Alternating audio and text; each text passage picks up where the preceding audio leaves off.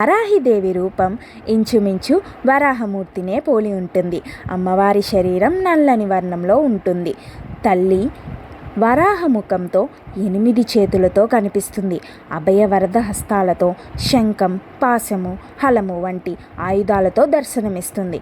గుర్రం, సింహం, పాము, దున్నపోతు వంటి వివిధ వాహనాల మీద ఈ అమ్మవారు సంచరిస్తూ ఉంటారు.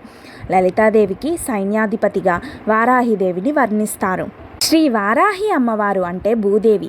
ఈ భూదేవిని హిరణ్యాక్షుడు జలాల్లోకి తీసుకెళ్ళినప్పుడు శ్రీ మహావిష్ణువు వరాహ రూపంలో అవతరించి ఆ రాక్షసుణ్ణి సంహరించి భూదేవిని రక్షిస్తాడు.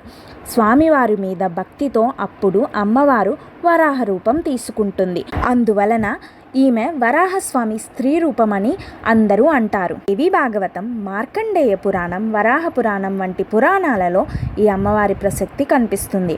ఆయా పురాణాలలో అంధకాసురుడు, రక్తబీజుడు, శంభులు వంటి రాక్షసులను సంహరించడంలో ఈ ఉగ్రవారాహి, కాశీవారాహిదేవి అమ్మవారి పాత్ర స్పష్టంగా కనిపిస్తుంది. వారాహిదేవి సప్తమాతృకలలో ఒకరు.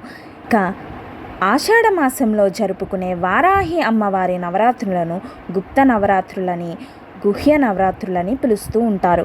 వీటితో పాటు వారాహి నవరాత్రి, శాకాంబరి నవరాత్రి పేరుట పిలుస్తూ ఉంటారు. తాంత్రిక గ్రంథం వారాహి తంత్రంలో వారాహి యొక్క 5 రూపాల ప్రస్తావన ఉంది.